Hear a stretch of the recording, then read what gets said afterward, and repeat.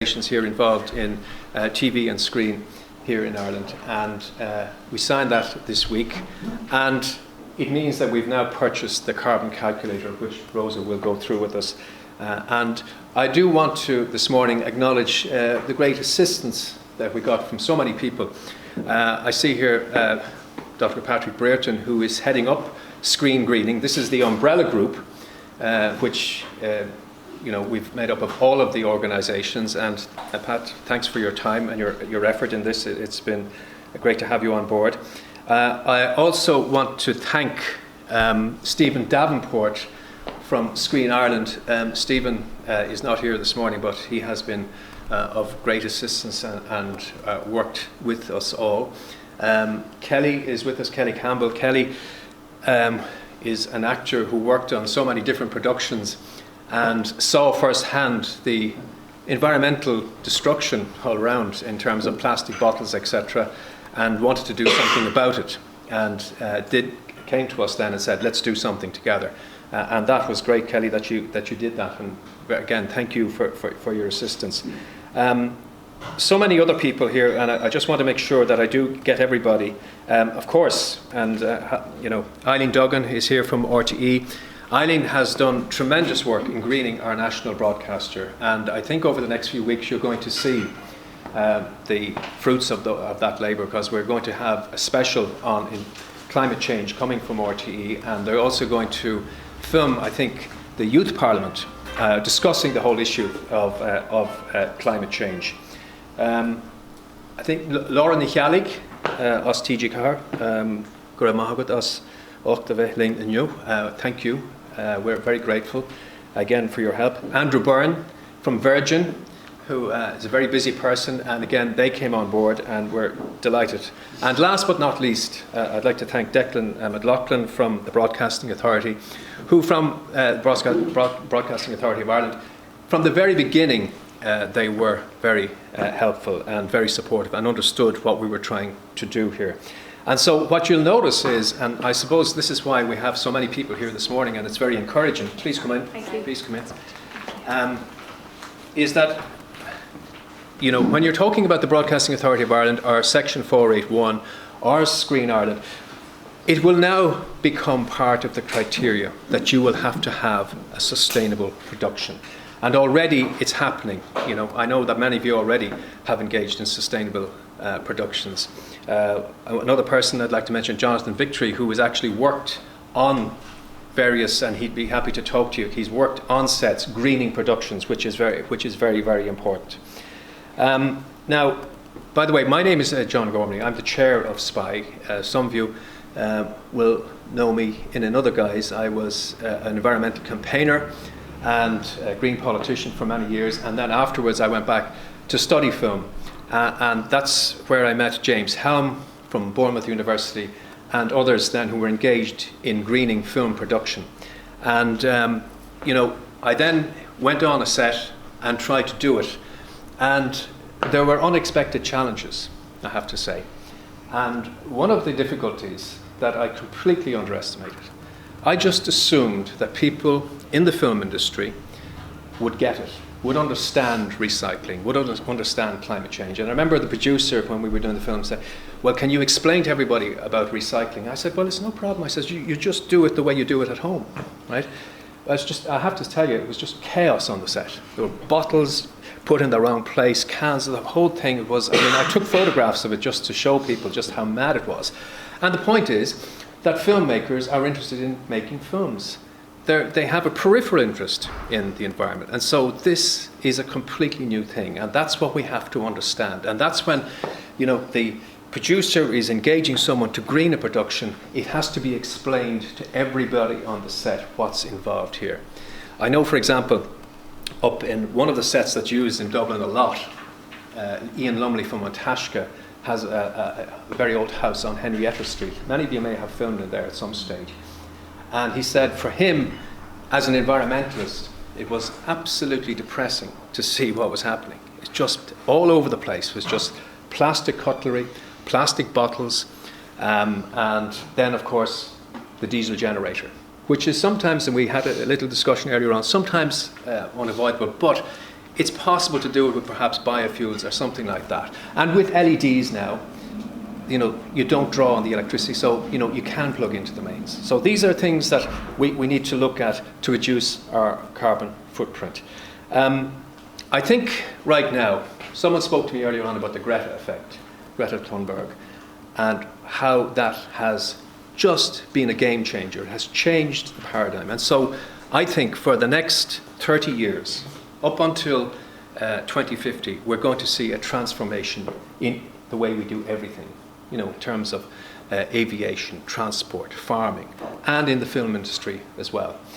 But the fact is that climate change is happening now, right? We are, and I think Rosa is going to refer to this, we're going to go to 1 point. You all know that 2 degrees is the point at where things could change very drastically. But already we see that changes are occurring. And we are going to, I believe, go to 1.5 degrees.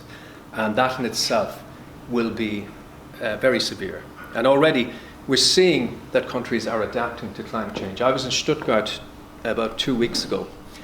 And all of the new houses that are being built in Stuttgart all have to have flat roofs with grass on top. And the reason for that is that they realize that climate change is happening, that the intensity of rain, when it does rain, is much more severe than previously. And when it goes on the traditional roof, it goes into the drain and floods.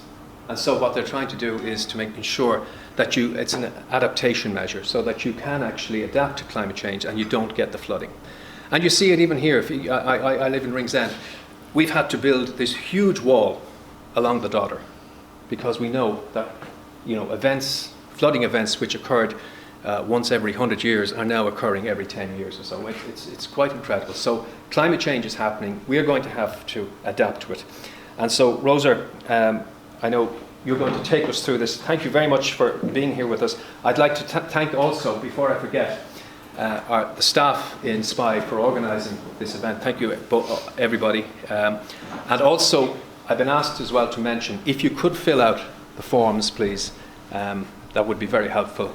So thank you for being here, and I hope you gain a lot out of it, and I hope it helps you in your future productions. Thank you very much.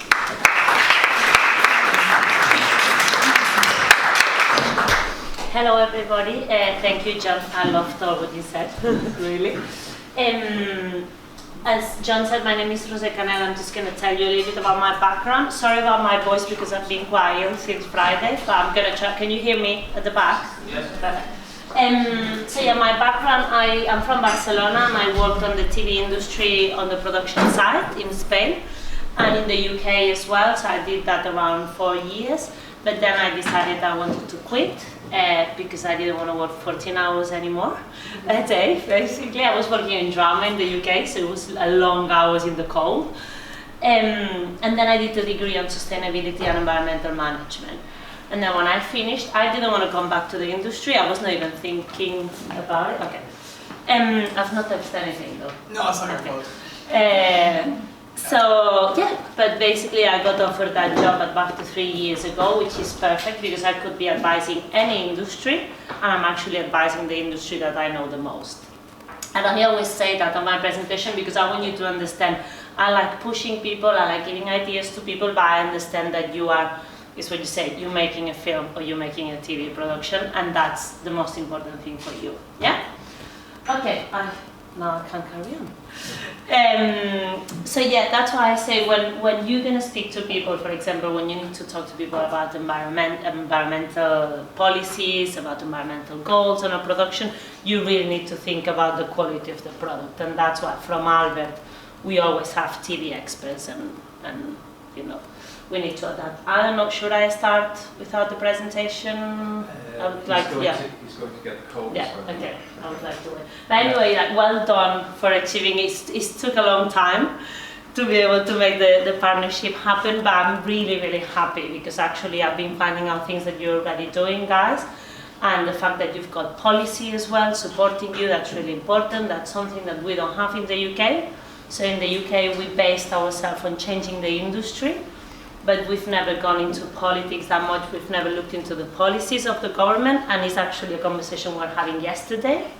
So I always say the partnership is a two-way, so I would like to know more about what the government is doing here in the film industry, because I think now you mentioned that you need to have an environmental policy to get some funding. So again, that's so interesting for us to know, to push our own government.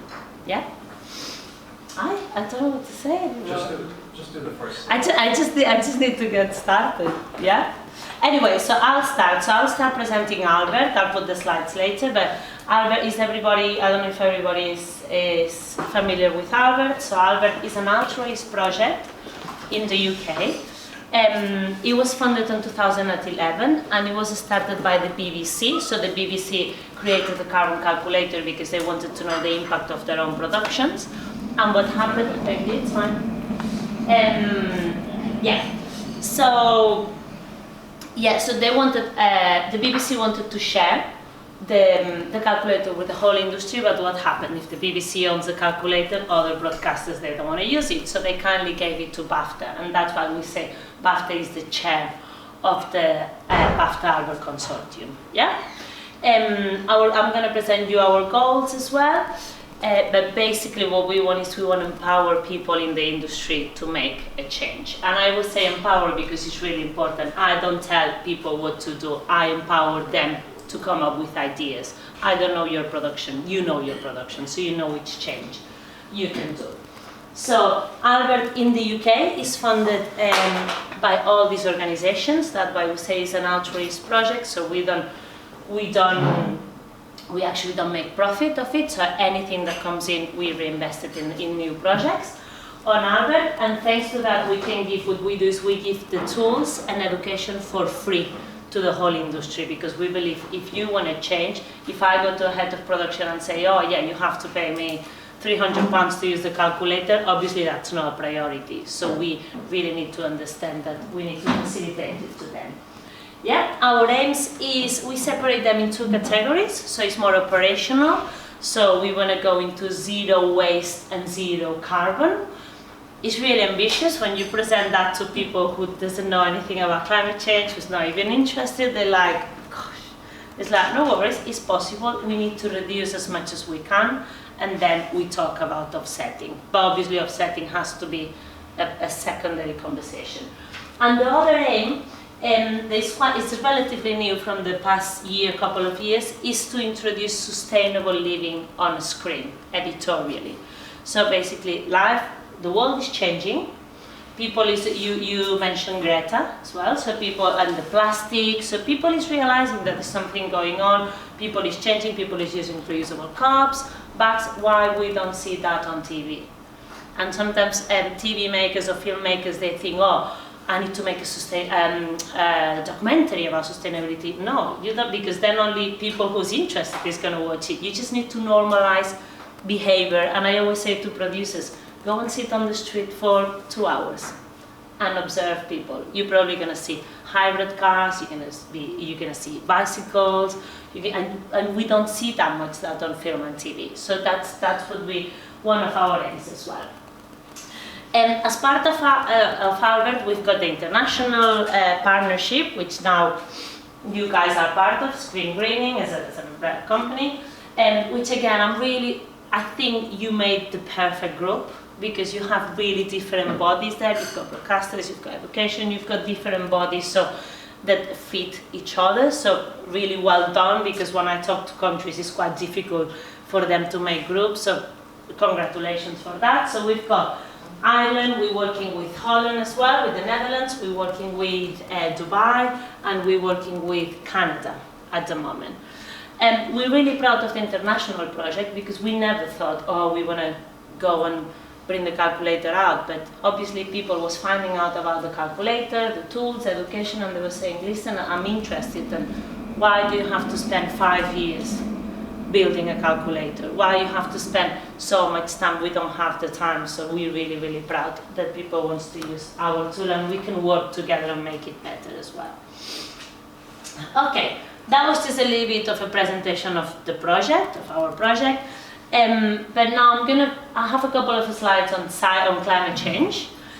because you guys need to understand. I don't know how climate change literate you are. I have no idea. Yeah, so let's everybody be on the same page. So John mentioned 1.5 degrees. Does anyone know? Does anyone want to tell me? No, it's not right or wrong. What 1.5 degrees means? Not usually. No? Okay. So 1.5 degrees, so the scientists, they grab the average surface temperature of the Earth from before the Industrial Revolution. Yeah? From that temperature, they saying that we cannot pass plus 1.5 degrees. Yeah? That's the basic explanation. They used to say 2 degrees. We cannot go over 2 degrees from that temperature. But last October, they actually brought it down to 1.5. What happens if we get, because some people tell me, oh, because if we get to 2 degrees, 1.5, we're all going to die, we're going to be, no, they're scientists, they're never going to say that. You can't say that as a scientist, can you? So what they're saying is that we're going to enter a new system that is completely unknown to us. So basically, when we're going to be able to grow our food, weather patterns are going to change, where we're going to be able to live. Actually, I'm from Spain, and if you look at the modeling in the future, I want to go back, but now I'm telling my mom, maybe I should bring you here, because depends how it goes. Yeah, and I like to explain that because I feel everybody knows about climate change, but they don't know how to explain it sometimes. So now you know the definition of what means 1.5. Do you want to guess where we are at the moment? Plus 1, right? 1. Yes, we are on plus 1, depends on the time of the year, plus 0.8, 1.1. That's why everybody's talking about it. Because, well, everybody has to do something about it as well. Yeah? Okay. So the last IPCC report was in October 2018. IPCC is an independent body from the UN, and that they advise the UN, so it's made of scientists around the world, and they advise the UN on climate change, yeah, and adaptation and mitigation. They always talked about 2 degrees, and it's when they brought it down to 1.5. And for me, it's really important how it says keeping the preferred target of 1.5 above pre-industrial levels will mean rapid, far-reaching, and unprecedented changes in all aspects of society. That's why we are here. It's not about, we talk about fossil fuels, we talk about every industry, but our industry uses all those industries as well. So we do need to change as well the way how we operate. And I love, John, what you said, because I always use that. People, when you said about recycling, say, oh, how do I recycle? The same way that you do it at home. So what happens? That's why I like to say I worked on production before, because what happens? I'm really green at home. I walk through the door at work and I do responsibility jacket off. Yes, it's sorry. I like being real. I'm really straight, but that's what happens, and we need to explain people, and we cannot point at people. We cannot tell you have to do that. We just need to make them understand why it's important for them to do the change. Communication is a key part of bringing people over with you. Yeah, and that's why we're here, because what's happening with our industry. So we need to think how impactful our industry is. So, the impact of our operations. Can you imagine? So, can you think about our environmental footprint? What do you think? Why do you think I'm telling you our environmental footprint is big, and I'm going to show you. Why do you think? Think about things that we do in the industry. Transport. We travel a lot. If you have a big budget, let's bring everybody to the other side of the world. Yeah, that's what we do. Transport. What else? Diesel generators. Yeah, generators. Construction, temporary construction. Construction, we create lots of waste. I'm going to give you examples. In England now, we reuse all these sets. In Spain, where I'm from, when I talk about it, they're like, no, we just chuck them and we make another one. I'm like, you know, but again, it's things, they have a really big, we have a big impact as an industry. Influence in value chain and industry, I love that one. I always say to anyone in a production, I don't mind which level they are, our suppliers love us. We give them so much money. They're just gonna, I mean, if we need to ask them questions, we need to challenge them because we do have the power. And I feel the society in general feel that we lost the power in the last few years, and I think my job is empowering people to think you can change things because you are a consumer, and as a production company you're even a bigger consumer, so you need to challenge your suppliers and print or influence that content has on culture. So obviously everybody watch what we do. So whatever we put on a screen, I mean, my mom is always, let's do that, I've seen it on TV. That's what my mom always says, is can people believe what they see on TV? People trust us, and also we need to give example to them, yeah? Okay, so what do you think is the carbon footprint associated with 1 hour of TV? The data I'm gonna show you now, all this is taken from the Carbon Calculator in the UK. So again, really excited to have more data to share. And so with that we create averages that we can show you. I'm gonna tell you because actually if someone would ask me that how many tons of CO2 is 1 hour of TV, I wouldn't know what to say. So we calculated that is around 13.5 tons of CO2 per hour of output, yeah? Of making 1 hour of production. So here we calculate the studio power, accommodation, diesel generators, energy and post-production, feeding people, transporting people, building sets, yeah? Okay, I know that doesn't mean anything to you, no worry. The people's like, 13.5, what does this mean? How many times around the world I have to go, yeah? So, and just one thing, this is an average that we create across every genre. I'm going to show you separately what it means. So, 13.5 tons of CO2 is more or less the same impact as running 3 homes for a year on electricity and gas in the UK. This is giving me something, yeah? So, 1 hour of output. You can calculate how many hours of output you have in Ireland, yeah, and make the numbers with the houses. This is telling me we need to do something. Okay, here you have it. I don't know if you can actually see that much, but anyway, I'm going to point the important, well, the big ones. So here is separated by genre and production methods, and I'm really excited that you're going to create your own ones because again, this is the one in England. A drama production or film, for example, 45 tons of CO2 per hour, 50, I've seen 60, I've seen 70 tons of CO2 per hour of output. You can calculate how many homes, yeah? This is a lot.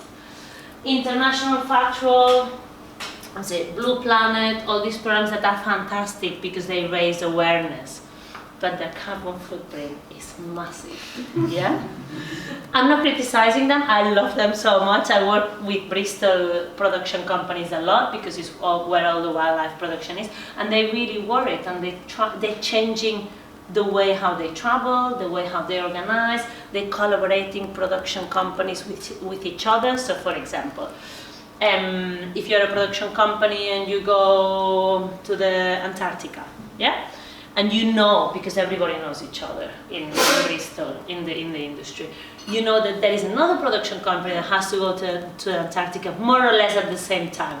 Now they talk to each other and they share the camera person, for example, instead of camera person going up and down the wall, yeah? And they do it for obviously they save money, which everybody wants to do that, but obviously for sustainability reasons. Okay. So let's go into I'm checking the time because I'm aware I love talking, but I really want you to, okay, cool, fine. So, the other footprint calculator. So that's something, I'm going to show you the UK version because the Irish version is not finished, but the only thing I'm going to change is the most important thing I'm going to change are the carbon factors. So, I don't know if you're aware that each government, they create their own carbon factors.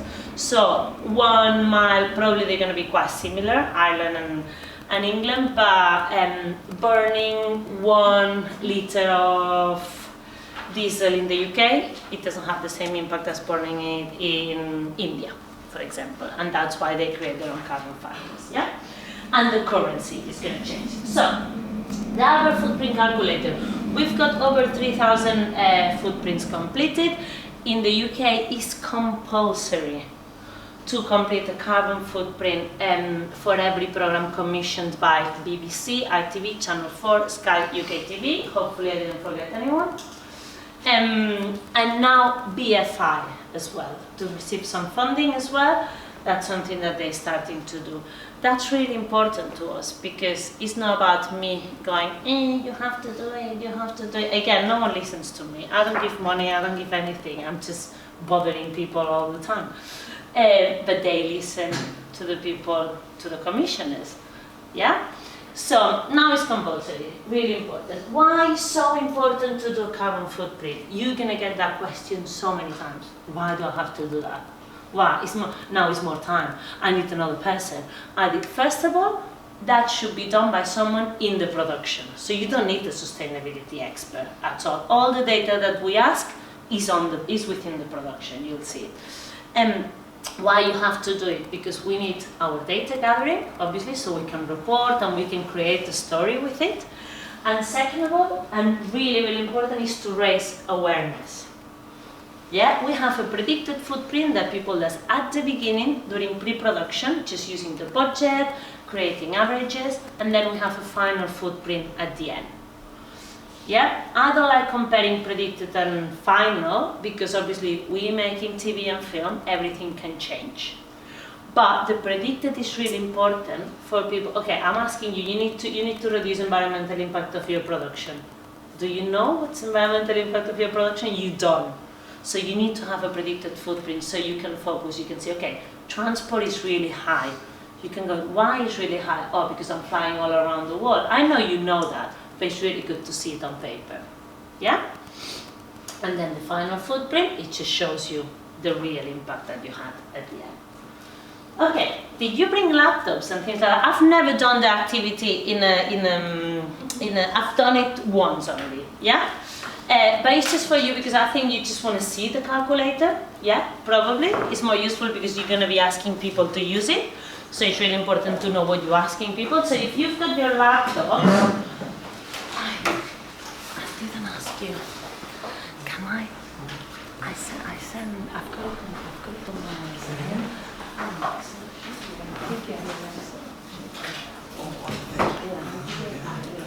Do you want my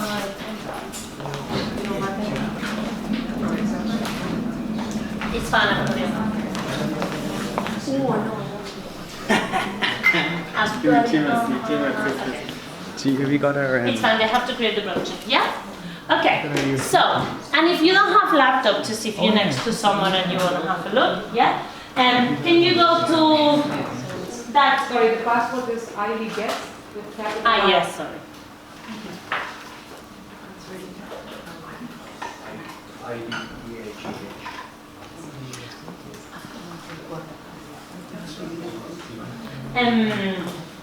I always get quite stressed about time because I could be talking about that the whole day. Okay. Can you go to that address? Guys, can you see the address at the end? Yeah? Okay, so if you go in, you can use, that's the demo area. Is it? That's the demo area from the UK. Yeah, but just change, just think it's going to change the currency on the Irish and the branding. So if you go there, log in using those details, username demo.area, and password is let me in. Yeah, and you can use that whenever you want for you. Yeah, you'll see that there is a list of productions because I give that demo area to quite a lot of people to play around. So make sure you don't put anything real or sensitive information there. Yeah? I see the changes around, is that alright? I need to get out of PowerPoint for a second, is that okay? Huh? I need to get out of PowerPoint for a second, is that okay? Yeah, did everybody get the details? If not, repeat them. 1 second. Let me know when you're ready and I'll do the switch. Is that alright? So, because we're online, it's Yeah. Just hang out here. It's fine. Yes. ID guest. Yeah, the Wi-Fi is, IV guest. I didn't know. Is that IV in Irish? No, it's ID IVAE. Yeah. But yesterday when I was at the hotel, I was like, I don't know how to pronounce it. I didn't know it was Ivy. So. I'm in the Wi-Fi, and then if I try this. No, because Yes. it's not. Yeah. Calc.org/UK. /UK. You don't have to put your /UK. Here we go. Yeah? Anyone having trouble?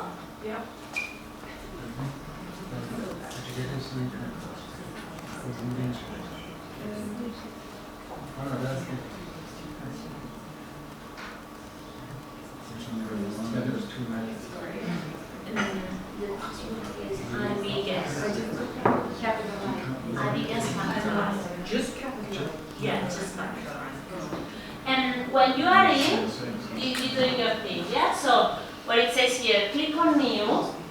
Can you see top left? There is the button that says New. And then there you can create your production.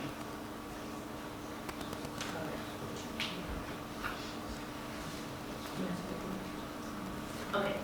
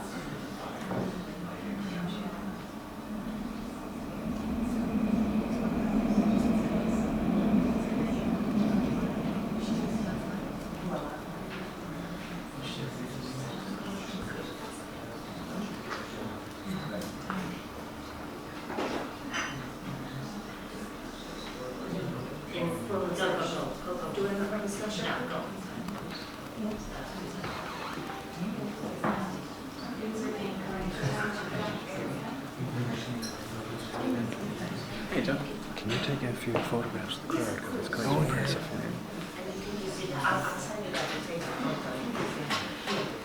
Okay, are you creating a new production? Yes? No? If you don't say anything, I assume you are happy, yeah? Okay, so normally I'm going to be talking whilst you're doing it, yeah? So, how we work in the UK and how I do recommend people to work is we've got different kind of users, yeah? We've got 3 different kind of users. You've got, from a production company, you have an admin person, you have a reviewer, and you have a user. You're gonna have guidance of how to use the calculator to send everybody as soon as you have the calculator, yeah?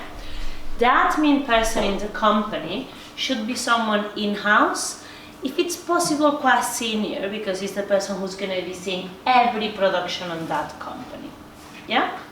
However, that person will have to create new users. So obviously don't put the MD of the company, because probably it's going to be, I'm not going to be creating users every time a new person starts, yeah?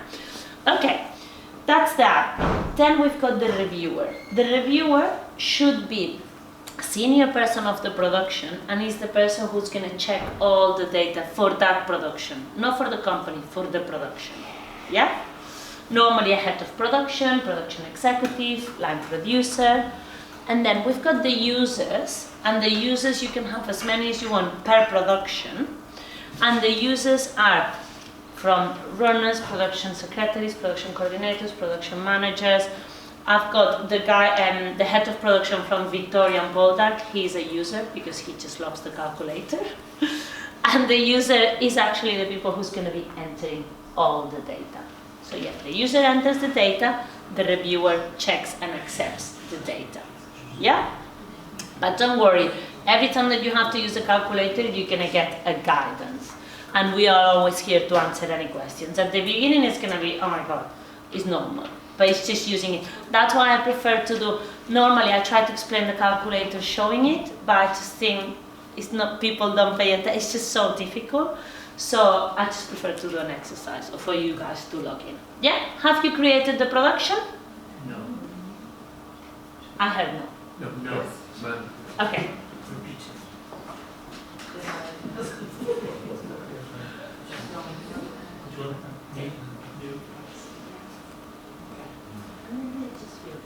Production name. So what do we ask you? We ask you the production name, we ask you the period, which kind of genre, so that's going to help us with reporting. Yeah? Okay. I'm going to take these off. Yeah? If you need it, just let me know. And now, I don't know where the Excel is. Because what I did is I create a fake production, yeah, for you to have to enter this data. Yeah, it's a completely fake production.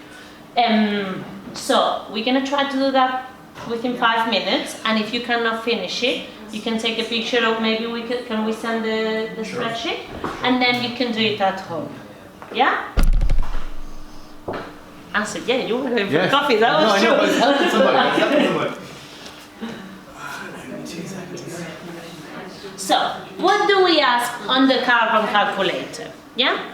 Main things that we ask. We ask the energy, the amount of energy that the production uses. We ask for this in the production office, and we ask for this in studio and location. In the production office, we have benchmarks because we understand. Are you with me, guys? Yeah? We understand that the production offices, they don't have meters. Yeah, so you cannot know how many kilowatt hours you're using.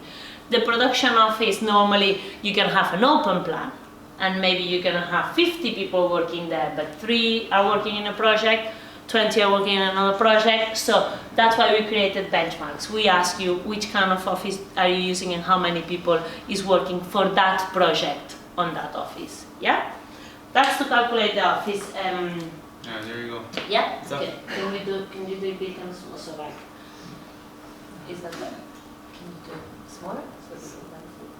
Can anyone see the numbers on the thing? That is more numbers. Oh, there's more numbers. If not, don't worry. If not, what we'll do is we'll send this out and you can do it at home. Yeah, but I just wanted you to feel, I don't like talking through things that you cannot even imagine. I just, yeah. You just need to log in. Ah, yes. So it's demo? 4. There's no more for an entrance. Yeah. Let's do it. A bit better, John.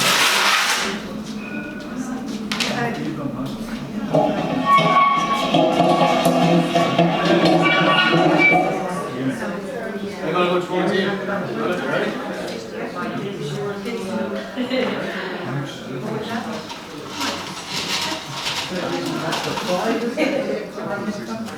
I think we can go a bit more. There? Yeah. I think that's more visible. Is that better, yeah? No, we want to go with More visible here.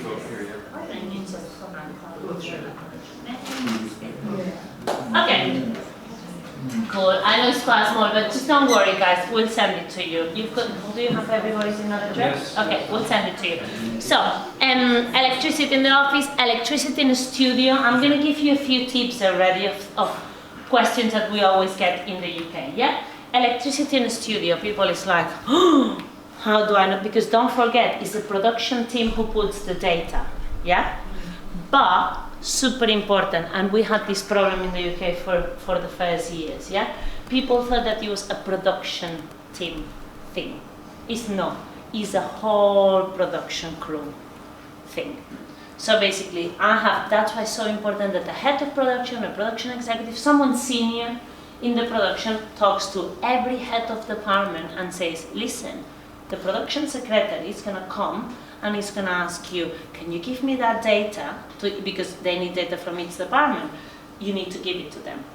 because I've seen so many cases of production secretaries, production coordinators approaching heads of departments saying, oh, can you tell me, or for example, the construction company, can you tell me how many liters of paint have you used? I don't have time. No, we need that. No, I don't have time for that. They have that information. And then people calls me like, oh, I'm never gonna get that data. It's like, no, you need to set it from the beginning.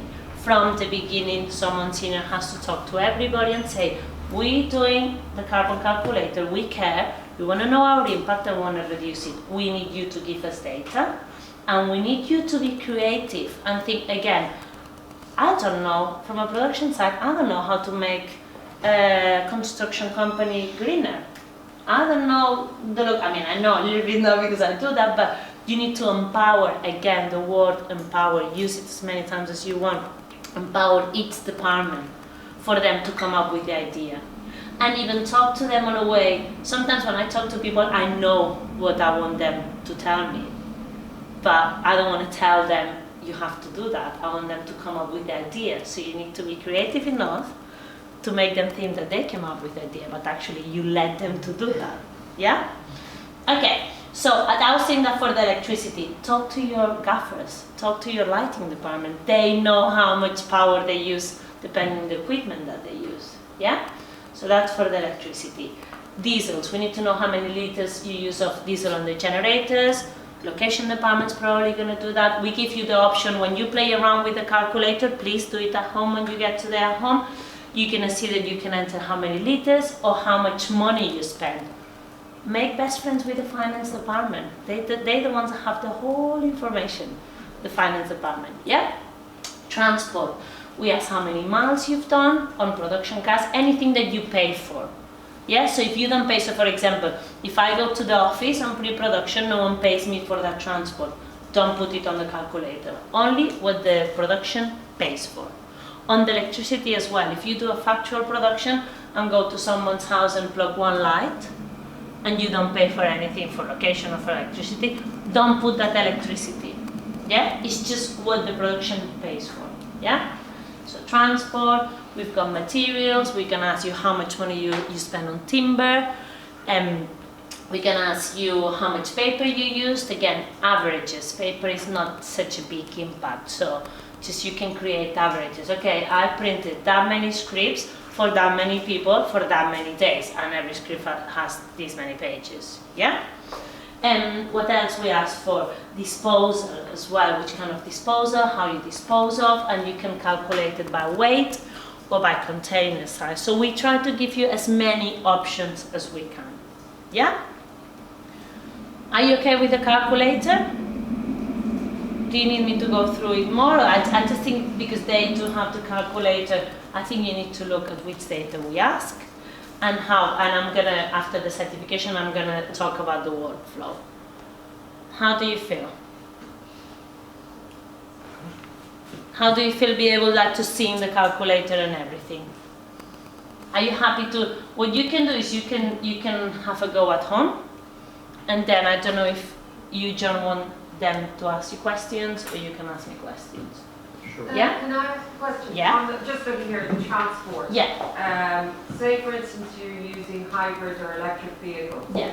Because you're not spending any money on fuel, that's why there's no...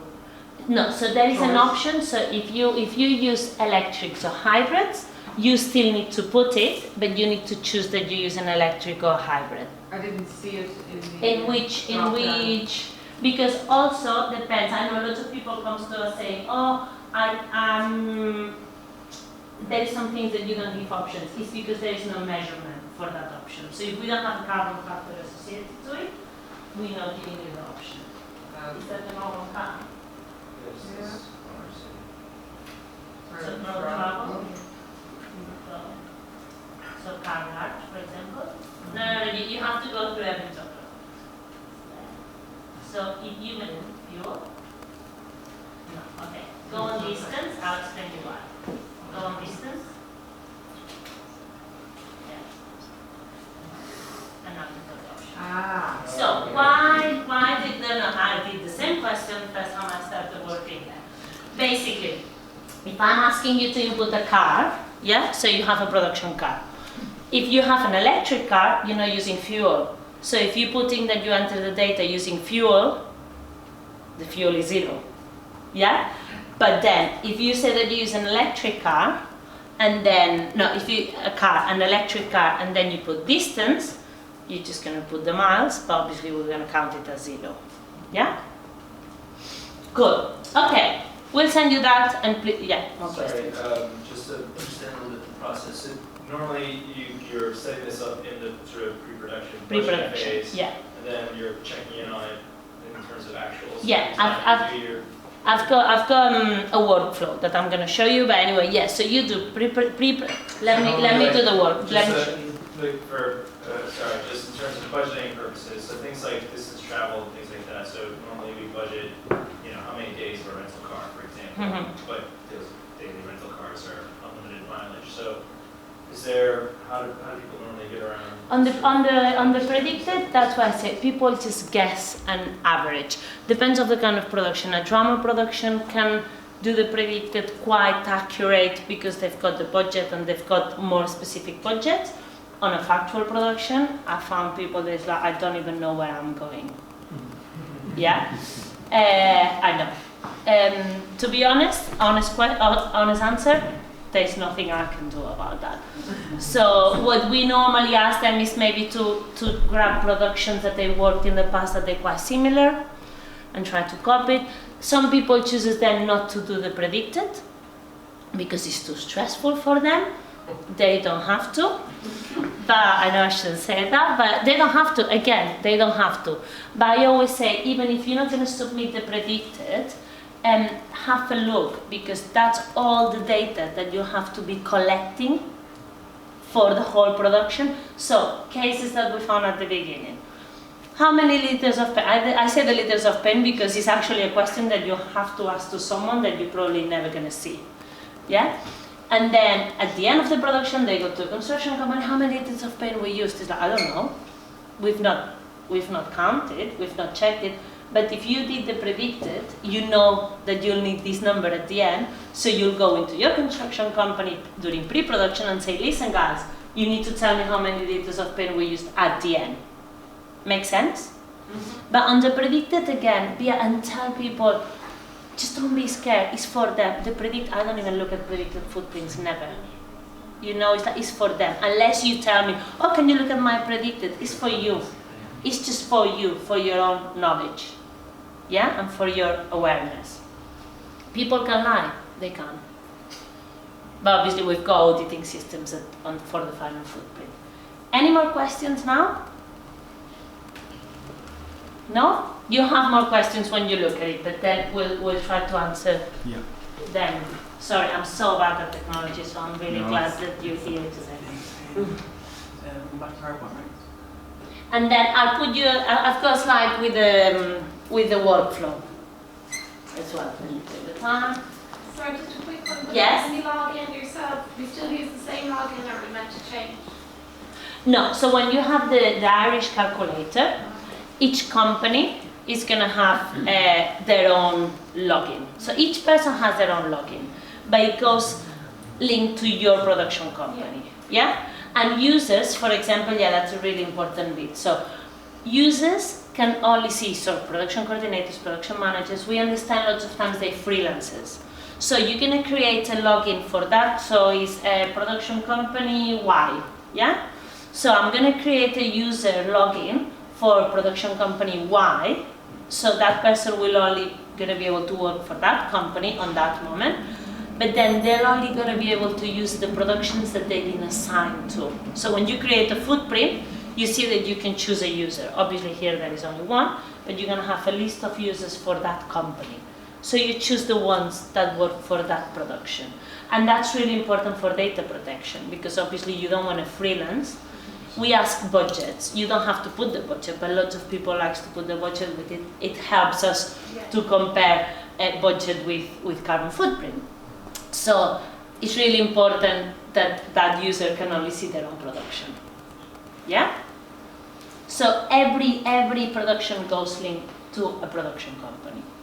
And different production companies cannot see other production companies. And when, I don't know, you might have said this, when is the Irish calculator? Probably around October before I come back. Yeah. Good. And Rosa, how long does it take then, for how many productions have to input before we can get an average of what 1 hour of Irish television is in comparison to an average of UK production, or UK or Obviously, we've got over 3,000 footprints, Oh, yeah. so you can create the average whenever you want, but it has to be meaningful. Yeah. So that's something that we should talk about. But see how fast you can get productions. But you can be creating averages. I mean, that is the average. It says it on the reporting page on the calculator, Oh, so okay. you can just you can use it whenever you want.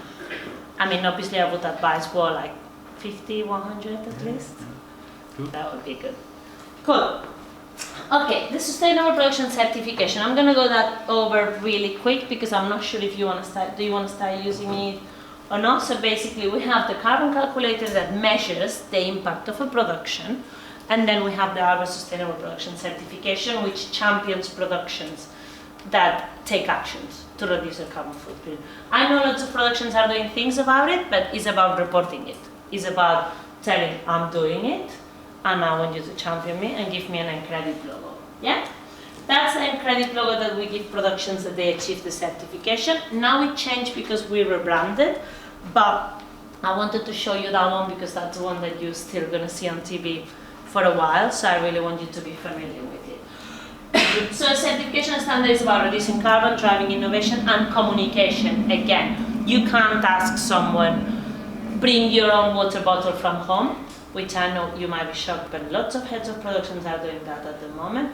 You cannot say that to anyone if you don't explain why.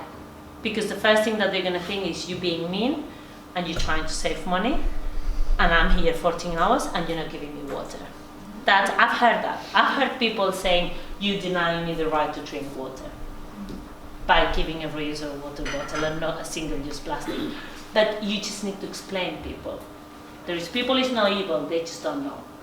Yeah, that's my theory.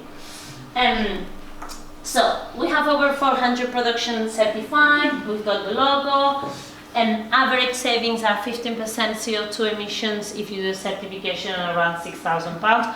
That changes so much, depends on the production. Yeah, and how the certification process works is a yes or no questionnaire.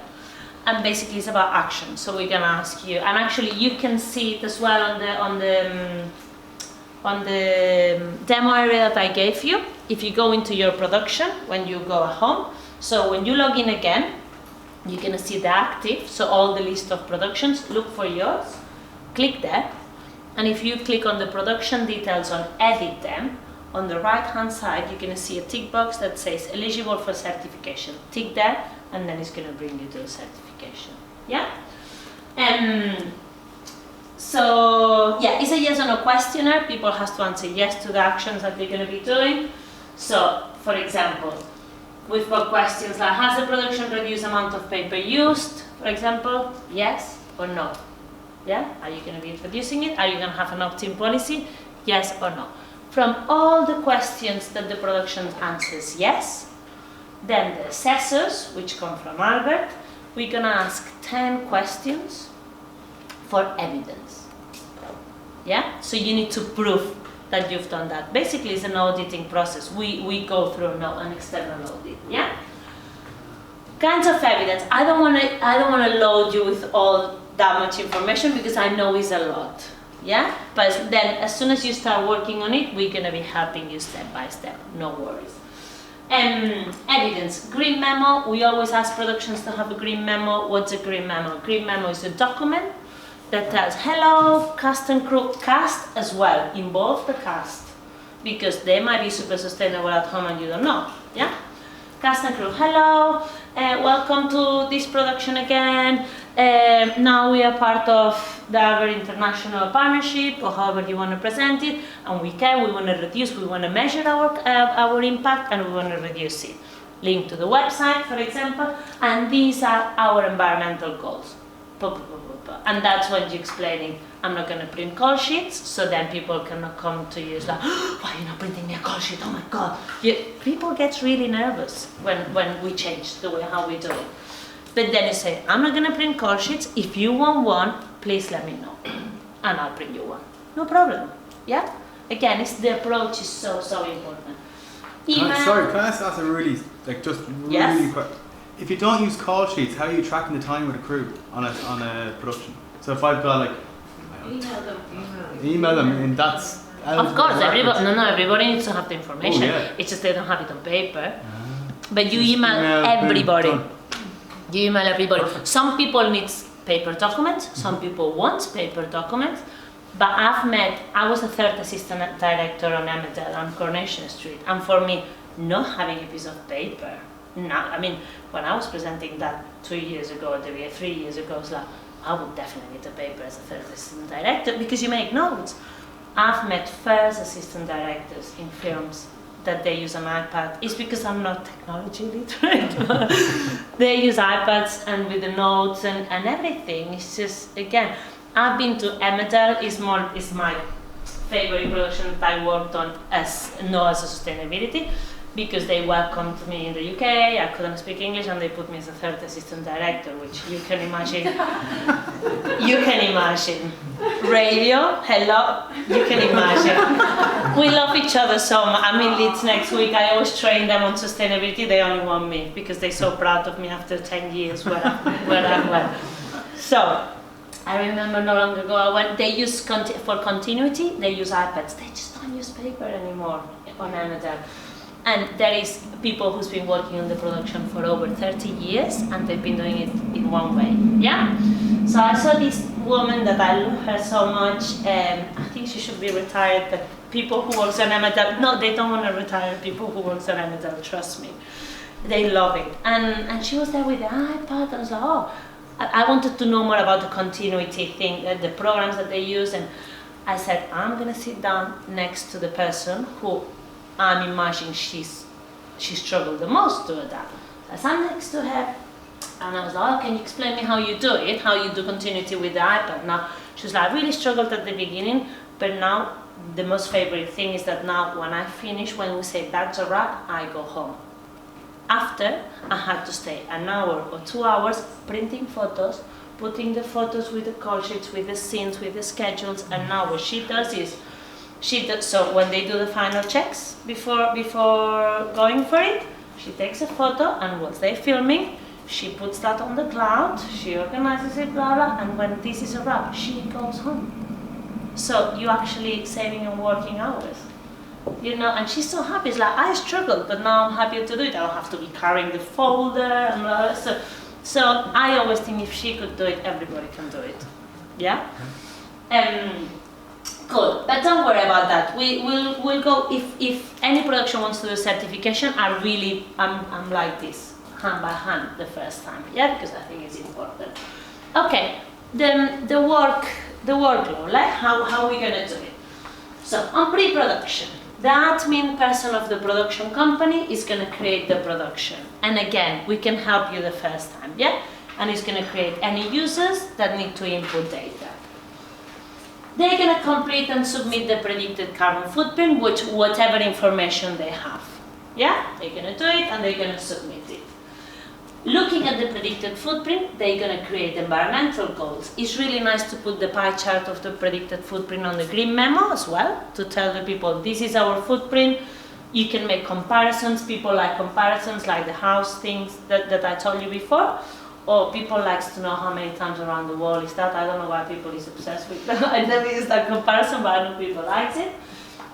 Communicate, again, communication. People need to understand why you're asking them something extra, yeah? And if the production goes for the certification, answer the production certification question. So what you're gonna be doing, which actions you're gonna be taking, yeah?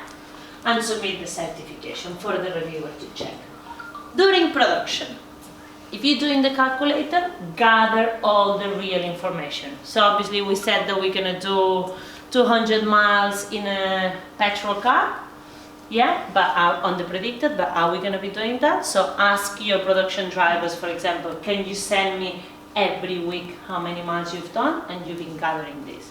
You can choose, you can put it on an Excel spreadsheet and then copy it on the calculator, or you can put it directly on the calculator. That's a good thing about having an online tool. That you can input data, safe and close, and you can go back to it. Remove it, change it, whatever you want. Yeah? Okay. And I'm telling you, we've got productions, we've got 4-year wildlife productions doing it. So imagine the amount of data that they collect, and they do the footprint. Yeah? If you do the certificate, be asking for the evidence when people is there. We are freelancers. As soon as I finish one program, don't talk to me anymore about that program. And that's how it works. So imagine that you need an invoice showing that you store the sets for the next service. Yeah, you'll need to show an invoice because I'll ask you for the invoice. Talk to the relevant people and say, listen, as soon as you get the invoice, send it to me. But do that during the production, not at the end. Yeah? And then on post-production is when you complete the final footprint with all the real numbers that you gathered for the footprint. And then on the certification side, if you've done it, so you start gathering all the evidence together and upload it on the platform. And that's when we're going to check it. Yeah? Clear with the workflow? Again, we can share all that information. It's up to you guys. I'm happy to. Okay, so let me go on a few examples, checking time. Okay, 10 minutes? That's no problem. I told you I love talking. So okay, just some examples, successful examples on the UK. I set it on themes, yeah? So, low energy lighting, that's my favorite one. But that's my favorite one because the head of production, I have Albert Gods around the country, I always say. That is people who really believes on it, yeah? And people who says, I'm not doing it even for saving money, I'm doing it because we have to do it. That's it, yeah? And Victoria is a massive production, he's the head of production for Poldark as well. So, what happened? Series 1, and I'm going to explain it how he explained it to me, yeah? Series 1, they're filming in Leeds, in an all RAF base, so they had to adapt that as a studio. We all know that we're using places as a studio that they don't make as studios. All the studios are really old, at least in England. I don't know in Ireland, but in England they're really old. So they needed so much power that they couldn't use mains. So what they had to do is use diesel generators in studio. Oh, that hurts a lot. It does. And more coming from a man like him because he loves sustainability. So they did it. They calculated the carbon footprint, and he was calling me directly. Like, I'm so ashamed of ourselves. Like, listen, he was saying, I don't want to do second series if it has to be like that. So then he talked to the facilities manager again and said, listen, we need to plug into mains. And the facilities manager says, not my problem. You need to look how you reduce your energy, the power that you need. So he's like, oh, LED. Does everybody know? With LED you can save up to 90% on your power that you need and your energy bill as well. Yeah? So he talked to the lighting department, that's my favorite bit, and he said, listen, we can introduce, to the lighting director, we can introduce LED this year. And the lighting director said, I don't work with LED. And he said, I'm not asking you if you work with LED, I'm telling you, that's how he explains it to me. Yeah, I'm telling you, you're going to be working with LED. Obviously, let's be realistic. As I said, the most important thing is the quality of the product. So, let's have a look. Let's investigate high-end period drama. I understand it can be difficult. They introduced 50% of LED the first time. I was so impressed. I was expecting 10-20%. That's how people start. 50% on high-end period drama. That helped them because then they didn't need that much power. They didn't have to plug in. They could plug into mains. They didn't have to use generators in studio anymore. And for me, it's a really successful story. 85% savings on energy in studio. 50% energy savings on location. That's really, really impressive for a production. I'm talking, this production has 50-60 tons per hour of CO2.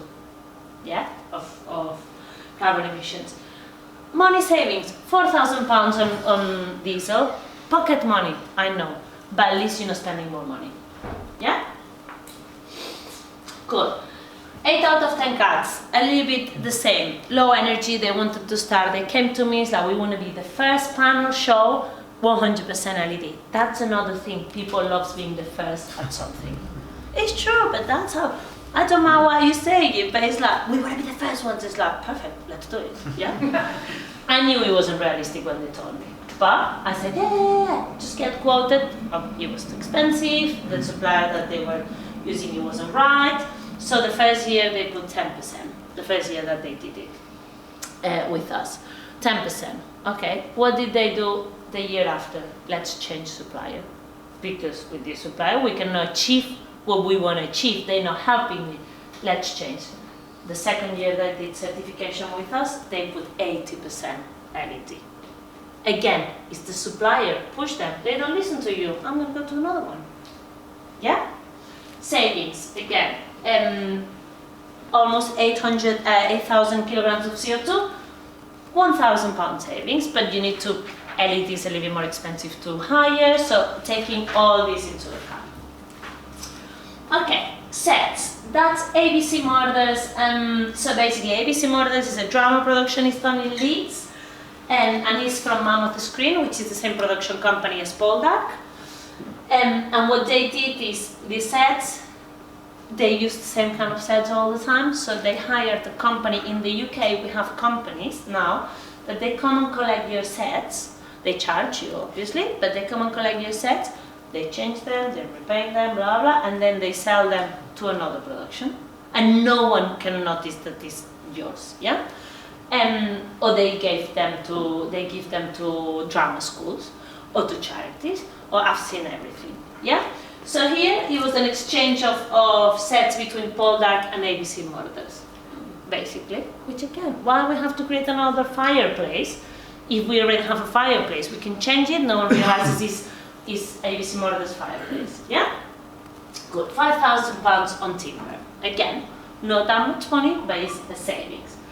International travel, high, yeah? That was the World Cup with ITV, so that was the coverage from ITV of the World Cup. They were so upset of their carbon footprint on traveling. So what they did is, they put different things in place. They source local crew. Next time I want them to source more local crew than they did, I'm not gonna lie. But one of the big things that they did is, I didn't put it here actually, they on the contract, talking to the crew, normally on the Euros, what they would do is like if you have 2-3 days off, they would pay you a flight to go back to the UK and come back, so back and forward. And we're talking about a big crew. So this year they said for environmental reasons we're not going to do that. So we're just going to pay you a fly in and a fly out. Again, probably people was fuming, but then if you explain this is our carbon footprint, this is the effect of our production, lots of people will be, okay, I understand you don't want to be responsible for that. If I want to go home, I'll go myself. They saved £200,000. Which is a lot of money. Just think that the World Cup is a long time in there. 7 tons of CO2, and actually they offset all their travel emissions. I can't tell you how much it cost them, but it cost them nothing. Like offsetting it costs you 0.1 or 0.2 of your budget. But that's a conversation we should have another time. Another travel, I love that one because it's just £1,000 savings on car fuel, which is nothing, but it's the inspiration that this program did. So, Child Genius, what they did is for the contributors, instead of telling them, okay, come by car, I'll pay you mileage, they gave them rail cards, which is beautiful because what they did is the majority of the contributors and with the family, they came down, they used the train, and most importantly, that people probably is going to be using the rail card the whole year. So maybe if they go somewhere, they'll be, let's go by train because now it's cheap because we've got a rail card for the whole year. So again, this production executive for that production is amazing as well. So, and for her was about engaging, going further. So I'm going to engage my contributors. Beautiful story as well, and it doesn't cost you more money. Yeah? Emmerdale, they had to be here. So, really good. The person doing Albert on Emmerdale is the person, I think he's the manager of the finance team. Yes, he's quite high up on the finance team. Really clever, because they have all the information, as I said. So what they did, they had to list 7 new cars for the art department and locations. So what they did is they decided to look at 3 options: petrol, diesel, and plug-in hybrids. Plug-in hybrids are cars that they are electrics, and as soon as the battery runs out, the petrol comes in. So you're never gonna see yourself there in the middle of nowhere, yeah? So you can do that. Obviously, the most expensive option was the plug-in hybrids. But that guy that he's a super geeky number person, he did all the calculations, how much money we're gonna save in petrol. And what they calculated is they're gonna save 64, on the next 4 years, that is the time for lease, £64,000 in petrol. Why? Because also the distances that they do, they're really short, so they don't do more than 30 miles. So they can always come back to ITV and plug it in. And the nice thing about this is that they use these cars on the back of the shop editorially as well, which I think is really clever. And one thing I wasn't aware, every time that I think about electric or hybrid, I think about the small car, city car, yeah? This is kind of 4x4. So so for countryside people, and there is lots of people from the crew that now they bought that car, which is a Mitsubishi, which is again amazing. You just spreading, you're going further, yeah? Paper. That's not it's my least favorite topic, paper and plastic, I have to say, because it's important, but I feel the industry and everybody's getting obsessed with the plastic and the paper, and actually the carbon footprint of it is really small on our industry. Our big carbon footprint is on energy and transport, but this is a start. This is a start for making people think about it, yeah? Okay, humans, series 3. They did. That was really funny because I remember, I really like making relationship with the productions even if it's on the phone, because you understand their frustrations, yeah? So come on, ask the cast that you're not going to send them the script. It's like, you crazy? How am I going to ask my cast? I'm not going to send them the script. Just try, maybe. And actually, they tried it, and I think, is it 90%? Yeah, 90% of the cast chose electronic copies. They're gonna save you, that's gonna save you in printing, and that's gonna save you in posting, because when you have a drama production, you're normally gonna be posting all these scripts, yeah? So, ask the question always, please. You're gonna be surprised with the answers sometimes, yeah? And then, that's another one of my favorite ones. Love Island, I've never watched it. If I would watch it, I would tell you, definitely. But there is a question on the certification that asks you about editorial content. So we ask you, do you put any sustainable living content editorially? And they tick yes. And then when I go and look, I want to ask for the evidence. I love catching people because otherwise make everything quite boring. So that's just like, if I catch you, then I start the conversation. And they tick yes. And I actually called the guy because he's really good at the certification, so good. And I was like, listen, it's like, you tick yes on that. I think it's a mistake. I think I have to check. Because I was thinking, Love Island, sustainability on a screen, it just didn't work for me, yeah? And he was like, no, it's like, we bought reusable water bottles. And it's like, oh yeah, but that's for the crew, there is another question about it. It's like, no, we did it for the cast, and we've got it them on screen, and we're selling them as a marketing strategy to the public. And I was like, what? And yes, did you know that? No.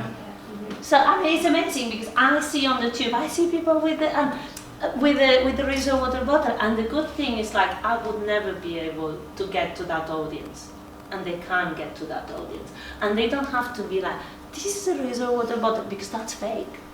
They just have to normalize that it's fine having a reusable water bottle, yeah? They saved £30,000.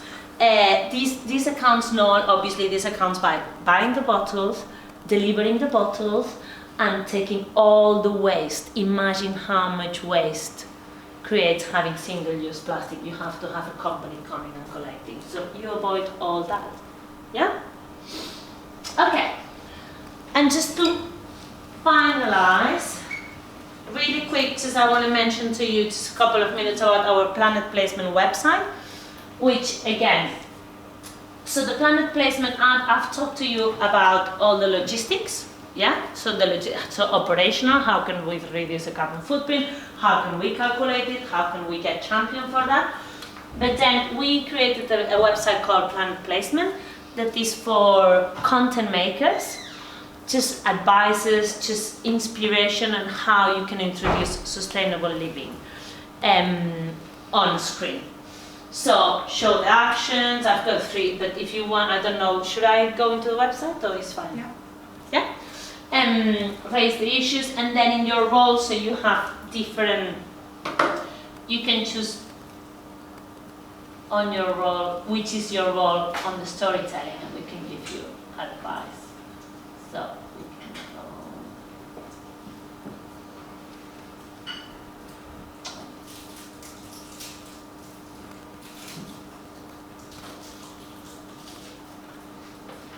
.co.uk, yeah? If you want to save it, planetplacement.co.uk. But anyway, if you go to wearealbert.org, you have all the links, everything that I've been talking about it today, you can find it on our website as well, yeah?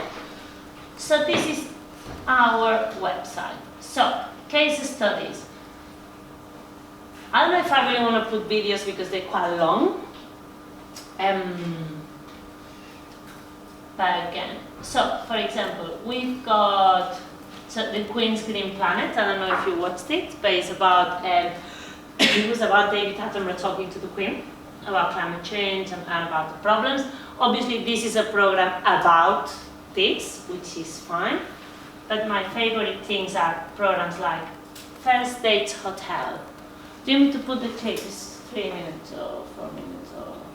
Sure. I'll put that one actually only because the other ones are quite long. Because we have a first dates production here in Ireland as well. Ah, oh my god, and that's basically, I love my job and I take it really personal.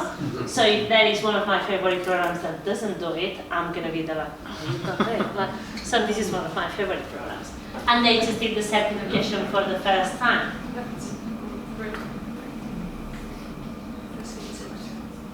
Are we gonna have sound? That's a good question.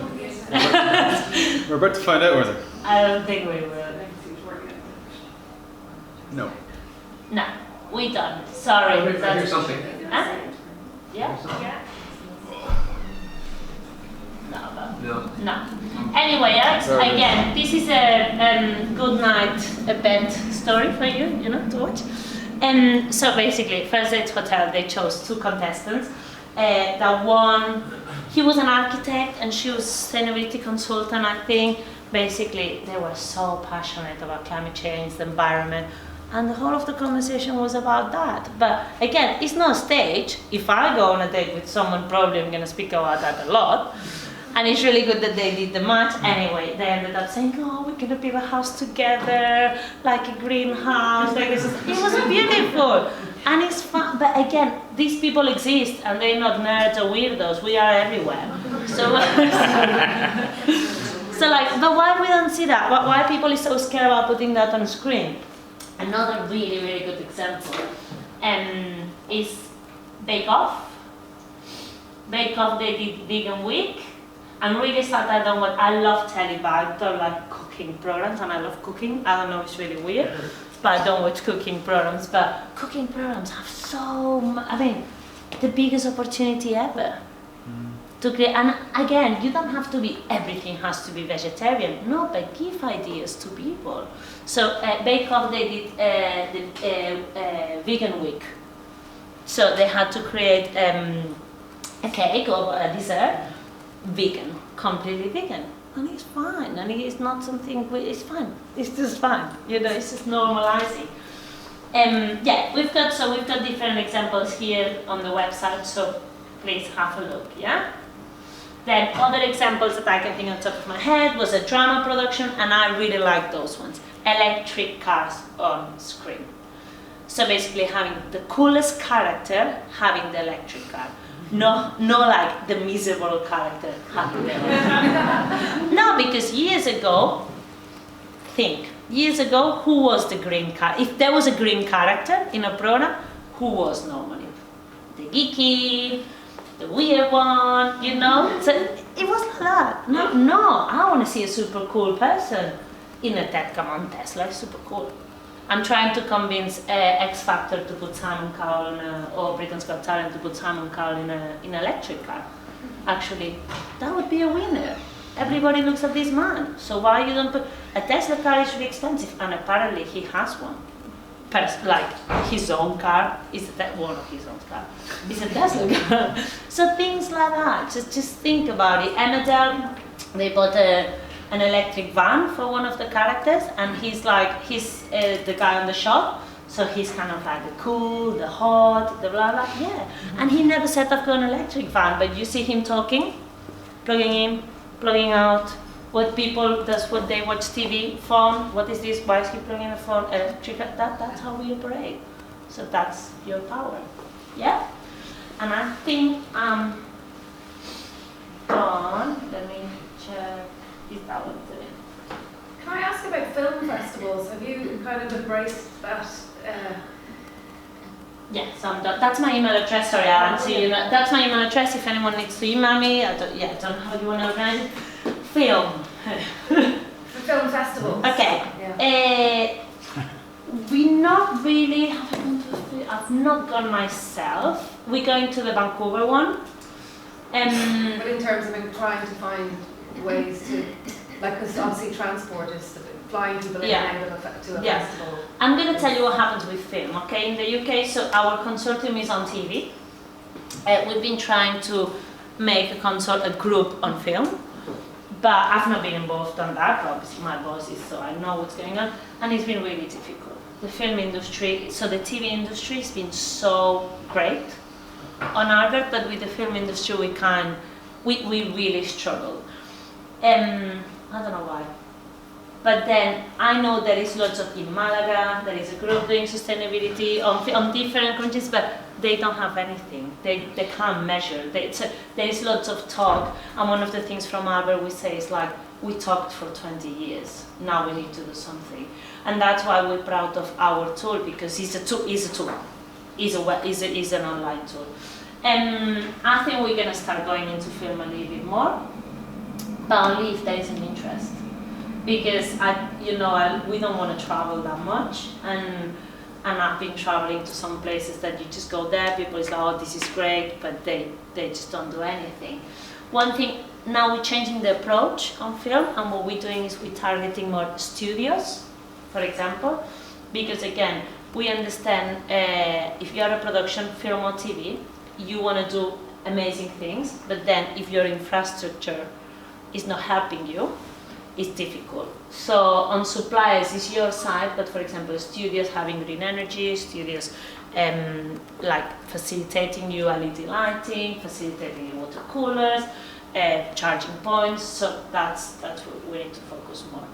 I did a talk last Saturday for Lift, which is a group only for women in the UK, only women from TV and film, and the majority of people was filmed there. And they loved it, and they said they're going to use it. So I think instead of approaching the top people on film, I think we should start in a different way. But again, like Well, I think we have a real opportunity here in Ireland because it's a small industry. Yeah. And we all work across it, and we're all working again and again together. It's really positive. But it works for film as well, exactly the same. Yeah. I treat film like a big drama, When you said the BFI requires it now, does that apply to film as well? Or Yeah. Oh, okay. So no, but that's really new. But again, it's just because the BFI, they've been wanting to work with us for a long time, but they were not really concrete, would you say? Is that the word? So again, we kind of like, unless you want to make it happen, we just have so many people wanting to make it happen. So the BFI is starting to require it. But one of the problems, just in case you know anyone who's applying for funding at the BFI, is that they don't say it from the beginning. So obviously they put it on the documents, but the document is like this. So no one reads all the documents. So I had a couple of 3 films coming to me on post-production saying, hey, I want the end credit logo, hey, I want to calculate. It's like, wow, what? You at the end, you've not even done anything. So again, pre-production, starting point, start the conversation. Can you take questions now, Rosa? From the I'm audience? done. Well, I have 2 questions. One is, and I think would be interesting for our producers, the cost of certification? Is there a cost attached to certification? Okay, there's not. Okay, that's good. To use it. No, so in the UK, no, so we always ask as well, like, the territories to provide it for free. Okay. Yeah. So you provide cost certification for free. Well, I think Yeah. that's fantastic. The second thing is, I think maybe you should explain to people what offsetting is. Okay. And is there such thing as genuine gold standard offsetting? Okay. I'm not an expert on offsetting, I'm gonna say, but I'll explain as much as I can. So offsetting means that you pay for your carbon emissions. Yeah. So for example, when you fly somewhere, you can calculate your carbon emissions, and then you pay a fee. So there are different projects. Yeah. And what do projects do? They plant trees so that they can absorb the same amount of carbon that you put into the atmosphere, or projects on renewable energy, projects on clean water. So basically you are investing on projects to reduce the carbon footprint and environmental impact in general. We just started actually looking at offsetting. We never talked about offsetting for a few years because we're really scared that productions are going to be, imagine that you have a big budget and you're like, oh, I want to fly all around the world. I'm just going to pay for it and I'm just going to offset it. This is not the point. The point is you have to reduce it as much as you can and then you offset it. Companies that we've been using, we're using Natural Capital Partners. Yeah. Then we're using the Woodland Trust, I think, as well. So it's different projects. But what I always recommend is, for example, the World Cup production. What they did is because England, I think that's kind of a weird story, but England was playing against Peru and Ecuador, I think. Anyway, two countries. What they did is they looked for offsetting programs in those countries, and they invested on those countries. So obviously when you pay for offset, you can pay for, let's make it simple, for someone to plant trees in the UK, or you can pay for someone to plant trees in the other side of the world. Again, it depends. I don't know if in England works the same, but apparently if you offset, imagine that you offset all your emissions. Yeah, so your carbon footprint is 13.5 tons of CO2 per hour, but then we'll give you a total. Yeah, imagine that your total is 100 tons of CO2. You can pay for this. If you offset in the UK, you cannot say that you are a carbon neutral company or carbon neutral project. You can't. But if you offset outside the UK, you can say that you're a carbon neutral. And don't ask me why, because I don't know. I think it's just a policy thing. Probably you don't warrant that. But yeah, we've got a part on our website about offsetting, but if you want to know more as well, email me, because Aaron is leading the project on offsetting, so he can actually give you the prices. But he did a calculation and presented it to our consortium members, and it was around 0.1, 0.2 of your budget to offset your carbon emissions. So it's not that much money. But again, we can have a pilot production if you want and calculate it. And one of the things that our consortium is talking about, that maybe your industry could talk about as well, is about adding it on the budget. So production companies are asking broadcasters, please could we add a line on the budget for offsetting? So again, that's something that we're looking at now, because if we add a line on the budget, obviously we need to know what the impact is going to be. So we're talking about creating benchmarks and maybe add it on the budget so it doesn't impact on the production directly. Because we realize we're asking lots to productions, and that's why your group is amazing, because you have broadcasters as well, that they are the ones to lead the conversation. Yeah? More questions? Have you any plans to run workshops here? I know you do the carbon literacy Yeah. courses in the UK. Are there any plans to run those in Ireland? Yeah. Yes. So we're going to have a year of events, because all of the stakeholders came together, and we decided that we would have a communication policy so that over the next 12 months we'll have a series of events. And again, everybody will be notified about these events. We'd love to see you here, because it's a very practical demonstration on what you can do more to save our planet, but also saving money, which is very important to producers. And one thing on the carbon literacy training, for us yesterday actually, because we're doing the strategy a little bit, so we were checking which projects are high important, which projects not high importance have a big impact. And actually, even I know because I do the trainings as well, but because that's when people click and change. Because how we do it, we have people in a room for the whole day, 20 people max, the whole day, forget about everything outside. And in the morning, for 4 hours or 3 hours, we talk only about climate change, the science, the politics, the business. So we don't even talk about production. And that's so important because, again, you can choose to do sustainability or not. And so you can choose or not. So I need to convince you to choose to do it. And it's not about your business, it's about your personal choices at the end of the day.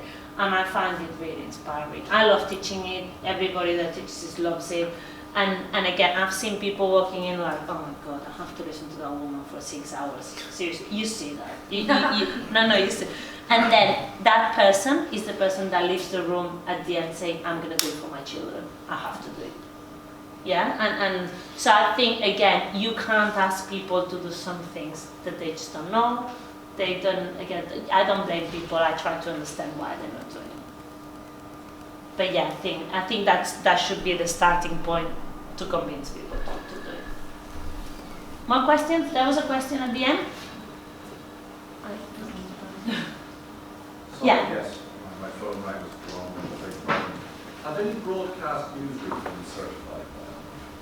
So we only, that's a really, really good question. We don't certify, when we do certification, we don't certify companies, broadcasters, we certify productions. And every series has to do a new carbon footprint and a new certification. So a broadcaster can be part of our consortium, yeah, but they're not certified. So we don't actually even look at how they operate as a... My question then, have any news programs? Sorry. Any news programs?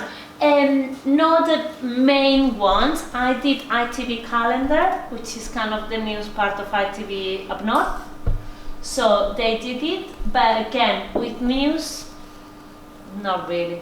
We didn't. And I think one of the problems there is because lots of the news are produced not by the broadcaster, by other companies. So I know ITN, for example, produces the news for Channel 4 and ITV, I think. And BBC in-house, I would have to look into that, but I don't think they're doing it. Because so we look after every production in England except BBC in-house. So BBC in-house, anything produced by the BBC, is the BBC who looks at it. This is going to change in the future and we're going to absorb it. But probably when we absorb it, we're going to start pushing maybe BBC News, for example. But no, but again, if we've not done it, it's not because it's impossible. It's because it's just the people who engage. We 4 people full time in the whole project. So it's kind of like whoever comes to us. And we've got lots of drama, we've got lots of factual entertainment, we've got lots of student entertainment, yeah. And sports, we're trying to bring them over as well now. Yeah. Do you have any counterparts in the US or counterparts in the commercial production? Okay, US, interesting story. So US, they have their own tools called Pitch and Pair. Please, I welcome you to have a look. The only problem with and that's, I think it was created by Producers Guild of America. They love us, they want to work with it. Basically, they want our carbon literacy training. But then we always say, come on, let's build a tool together. And again, it's not because I looked at Pitch and Pair, and I think they're great. The only problem is, I love the name actually. I always say I would do Pitch and Pair. So Pitch, Pair, yeah. Like the fruits, yeah? So one is a calculator, one is a certification. I never know which one is each. I actually like more the names than Albert, but The only problem is that it's a spreadsheet. No one wants to deal with a spreadsheet. Ours is really nice because it's just an online tool, you have the drop down, so it's visually it's more attractive and it's easier and it's more simple. Again, I don't know what's going to happen. We've been in talks with them for years because obviously pitch and pair, they've not took off, like they've not been successful. So it's kind of like why we don't work together, why we don't take a little bit of your tools, a little bit of our tools and create something better. Again, but I think the problem that they have in the US, I'm going to be really honest in here, is that because they said to us, is BAFTA ever going to give the project to a third party like the UN? They even told me, would you be willing to give Albert to the UN? And it's like, no, they don't understand. It's not about, we don't want to lead anything. We just happen to have it. And we want to make the whole industry better. And generally it's like that. It's completely altruist project.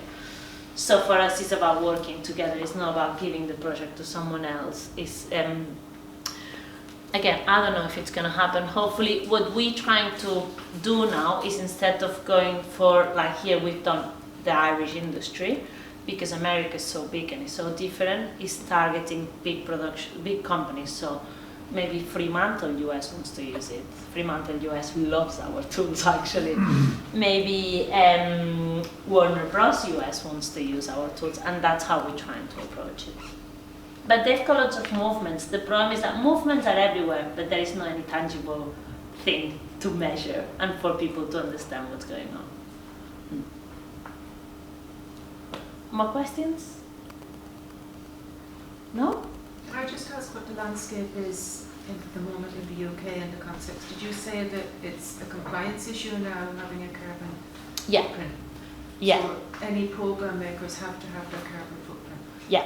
So basically any program commissioned by BBC, ITV, Sky, UK TV and Channel 4 is compulsory, is on the deliverables, and that they have to complete a final footprint. If you don't complete the final footprint, they don't get the last payment. The production doesn't get the last payment. Depends on the broadcaster, it changes, but normally it's around 10% of your budget.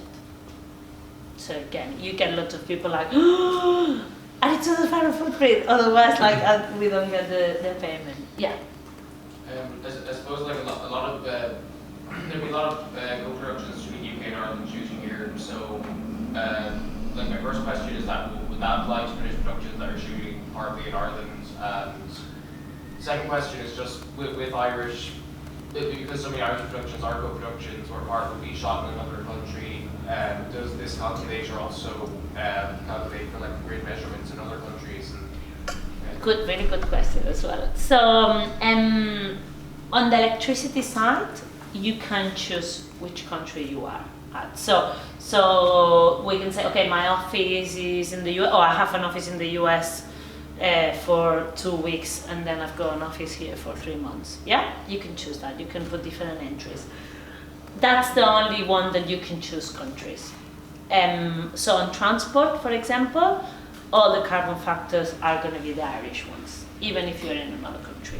And that's something that now we're working on it, to make a calculator that actually, because productions are completely international, and that you can choose. So I used the card in Ireland, then I used the card in the US or in England, but we only have that option now for the electricity. Can I ask it might be a silly question. No, it's not silly questions. If you're only delivering a final footprint, what are the criteria for certification? So let's say, I always say that lots of times because people get confused. So the final footprint is one thing. So you have two tools. You have the footprint, which is got the predicted and the final, and then the certification that gives you the credit logo.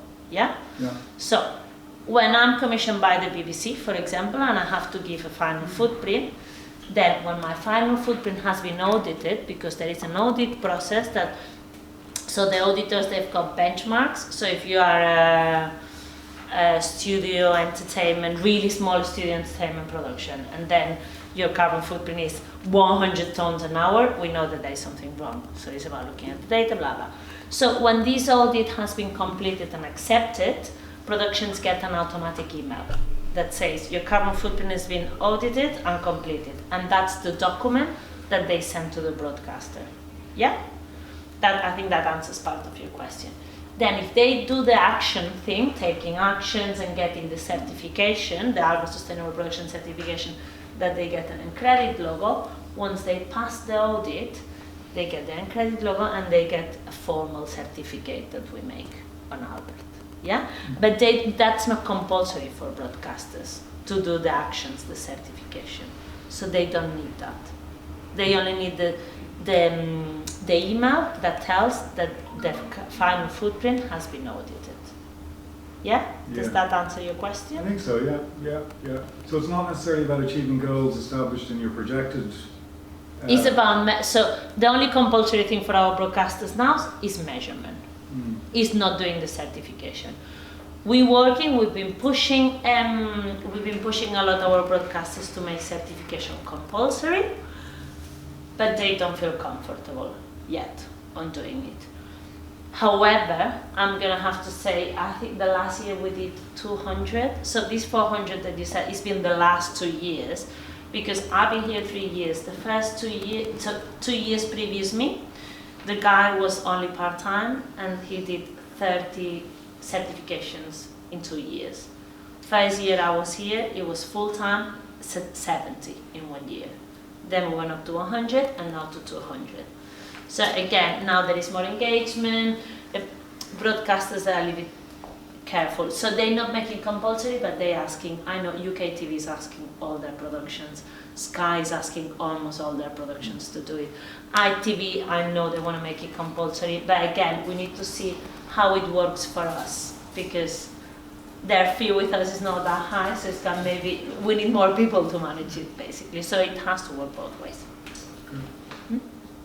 Is there any particular reason why the TV broadcasters are so far ahead of the BFI in asking for it?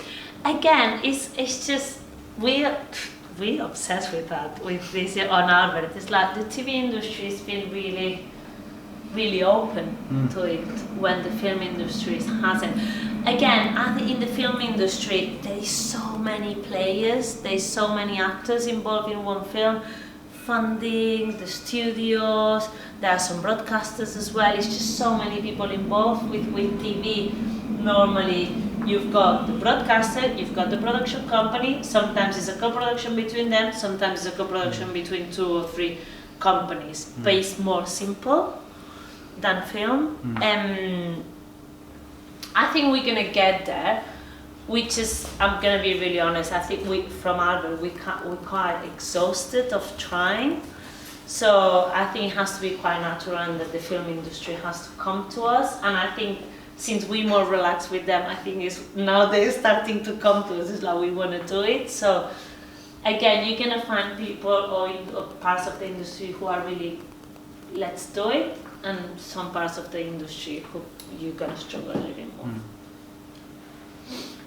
I'm line producing an Italian-Irish co-production at the moment. We went into pre-production last week, so we start shooting 10th of October, and the Irish Calculator comes out in October. Like, are we still able to use it? Yeah, I think. I suppose we'd be able to keep account with low costs from our. Yeah, what I would recommend you is now that you have the Let Me in the demo area, go into the demo area. Obviously don't put money or budgets or anything like that, but look at the predicted footprint if you want to put it on a spreadsheet or something, like all the information, and check the certification maybe if you want to check the certification questions as well. So use the demo area for now, and then you can, as soon as in October the carbon calculator is ready, you can just input it there. Yeah? Okay. Yeah.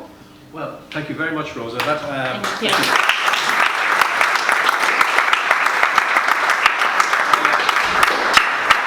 I think that was very inspiring and very practical, which is important for our producers. I think one of the most important issues is consultation, as you said, that you communicate with you know, the crew and everyone else. I remember I was a green production manager on set, and we were perhaps overzealous in our approach, in that we introduced a vegetarian diet as part of the catering. And it didn't go down too well with parts of the crew. People were sneaking out to McDonald's. I saw them bringing back Big Macs and things like that. But it's important. It's important that you talk to people in pre-production, as you said. But it's also, I think, very encouraging that we have come this far. I was asked as Lord Mayor of Dublin to speak at the very first conference of the parties, COP1, back in 1995. That was the beginning of the negotiations on climate change. And I said in my speech at that stage, I said we have 10 years, we have a 10-year window to solve this problem. It was actually true. We only did have 10 years. So we're now very much on borrowed time, and that's why we really do need to get our act together. Just to tell you what we're doing in SPI, we have, and I'm delighted Elaine Geraghty has embraced the green change in so many different ways. We've got rid of all the plastic bottles, even the water cooler, it's all filtered water. We use only iPads. We've got rid of all of the car parking spaces, and we just, everything is done public transport now and cycling. So we're making progress, and if we can get all of the production houses to do something similar, that would be great. I just want to end by talking about our favourite subject here in Ireland, and that is Brexit. And just to say, my favourite topic too now. Rosa was just telling me beforehand that she is one of the victims of Brexit because she applied to stay in Britain, having lived there for 10 years, and unfortunately was refused. So she's going to reapply, but can I just say, Rosa, you're more than welcome.